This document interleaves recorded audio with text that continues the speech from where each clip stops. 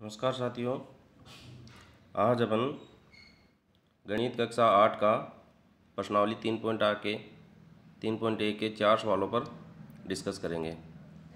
देखिए, प्रश्न 1 है, उसका पहला भाग है 2/7 गुणा 1/2 अब इसमें घात भी है, ब्रैकेट भी है, तो इन चीज़ों को हमें सरल रूप में लिखना है। कुल मिला के घात भी हटानी है और ब्रैकेट भी हटाने हैं।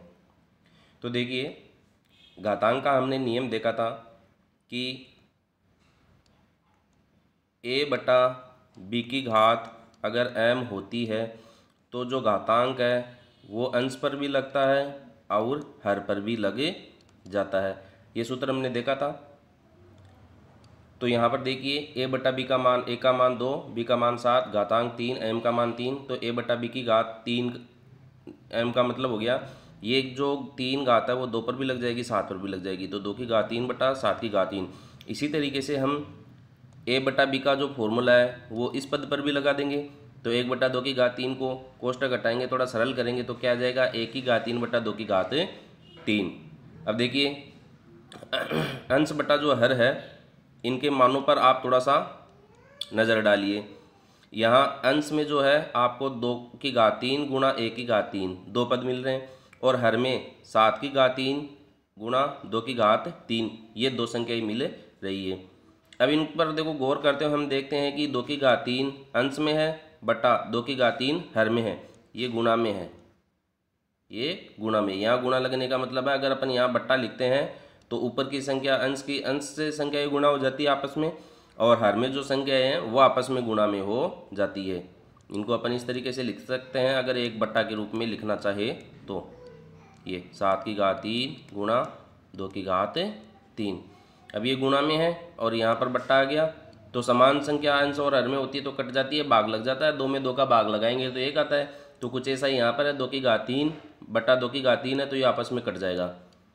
कटने का कारण क्या है, 2 को अपन 3 बार गुणा करके लिखेंगे, गुणा 1 की घात 3, 7 की घात 3, और फिर 2 को अपन 3 बार गुणा करके लिखेंगे।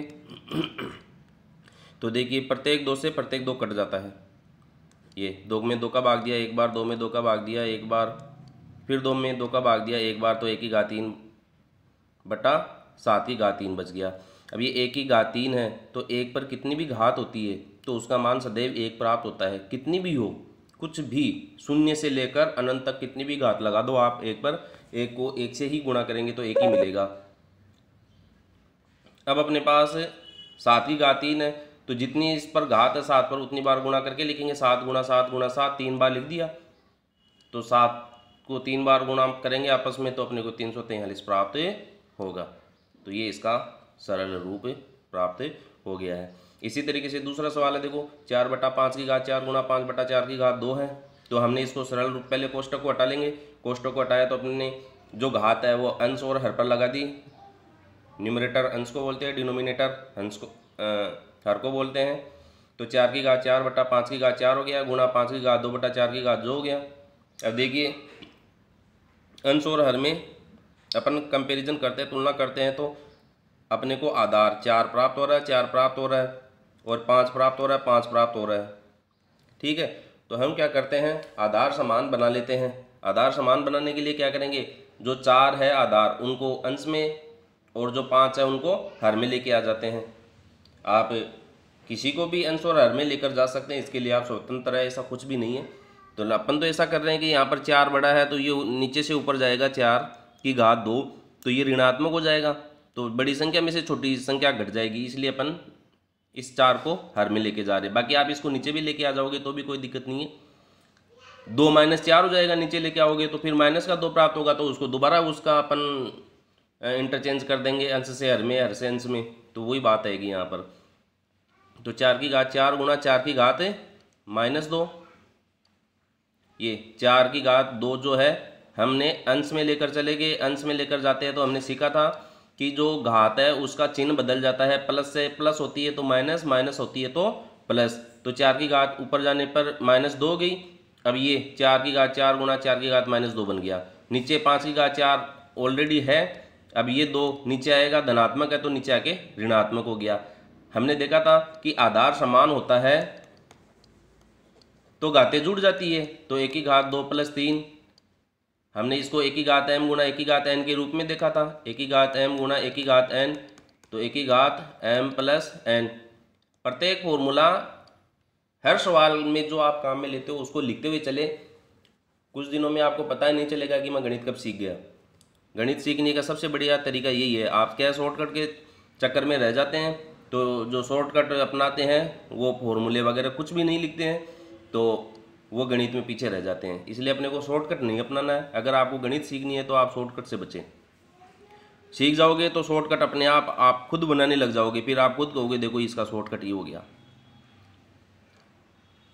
अब 4 की घात 4 गुणा 4 की घात -2 है। अब 4 में से 2 हम घटा देंगे तो 2 बच गया, और 5 की घात 4 में से 2 घट जाएगा। आधार समान है, घातें जुड़ जाती है। जुड़ने का मतलब देखो यहाँ पर 4 आप ये कहोगे कि ये घट कैसे रही है। हमने तो जोड़ने की बात की, तो ये घट कैसे रही है। घटने का कारण तो यहाँ पर -2 है, इसलिए 4 में से ये घट जाएगा। ये इस तरीके से सरल होता है। 5 की घात 4, ये लो मैंने तो जोड़ दिए, मैं कब कह रहा हूँ घटा रहा हूँ। लेकिन बस ये देखो, अब मैंने ये एक स्टेप गायब कर दी तो ये शॉर्टकट हो गया। यही गणित का शॉर्टकट होता है। अब डायरेक्ट सरल कर दिया। मेरे को पता था कि इसका मतलब ये होता है, तो ये मैंने डायरेक्ट लिख दिया। तो ये डायरेक्ट लिखना ही तो शॉर्टकट होता है।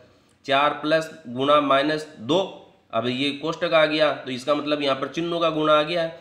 अब हमने देखा था कि विपरीत चिन्हों का जो गुणा होता है वो हमेशा ऋणात्मक होता है, और जो समान चिन्हों का गुणा होता है वो हमेशा धनात्मक होता है। ये चिन्हों का गुणा और काम आ गया यहाँ पर। याद नहीं है तो देख लीजिएगा, इनको भी याद रखना है। सबको आपको इस तरीके से बस आप लिखते चले, जैसे मैंने दोबारा यहाँ पर लिख दिया, इस तरीके से आप भी लिखते हुए चले। जब आप सीख जाएंगे तो ऑटोमेटिकली आपको लिखने की आवश्यकता नहीं पड़ेगी।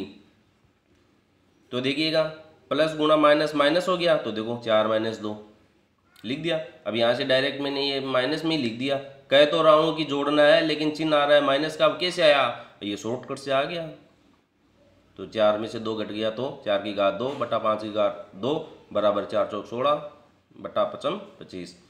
अब तीसरा सवाल है इसका, -5 की घात 3 गुणा -1 बटा 5 की घात 2।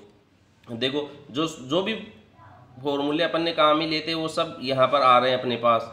हमने देखा था कि -1 की घात अगर सम होती है तो वो धनात्मक मान अपने को प्राप्त होता है, और -1 की घात,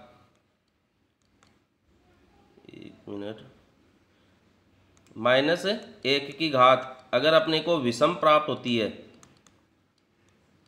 तो उसका ऋणात्मक मान प्राप्त होता है। अब देखिएगा, इन चीज़ों को यहाँ पर काम में लेते हैं। ये -5 का मतलब क्या हो गया, -5 को मैंने आपको पहले बताया था -1 गुणा 5 होता है, तो -1 की घात विषम हो गई। विषम होने का मतलब -5 की घात 3 जो है अपने को माइनस के रूप में प्राप्त होगी। तो इसका ब्रैकेट जैसे अपन पहले हटाए तो अपन ये स्टेप लिख सकते हैं, -5 की घात 3 है तो ये 3 लिख दिया, गुणा, अब यहाँ पर देखो माइनस की घात 2 है, -1 की घात कितनी है 2 है, तो सम घात होगी तो धनात्मक मिलेगा। तो देखो मैंने यहाँ कुछ भी चिन्ह नहीं लगाया, इसका मतलब यहाँ पर धनात्मक ऑलरेडी है। तो ये इतना सरल हो गया। अब इसको अपन इस तरीके से लिख सकते हैं, -5 की घात 3 बटा 5 की घात 2। अब ये a बटा b के रूप में आ गया। तो हर से 5 की घात 2 को अंश में लेकर आ जाते हैं, तो आधार समान होने पर घातें जुड़ जाएगी। घातें जुड़ जाएगी तो क्या हुआ,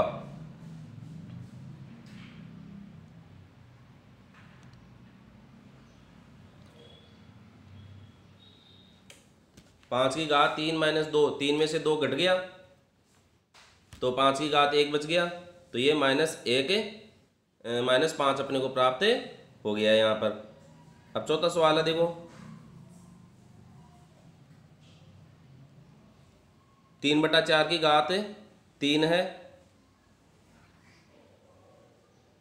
और 3 बटा 4 की घात -5 है।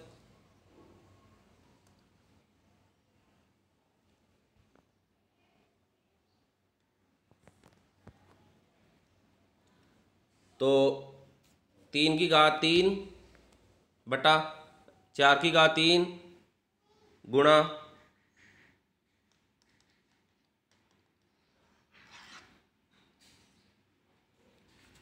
ये थोड़ा सा मिसबिहेव करने लग गया है।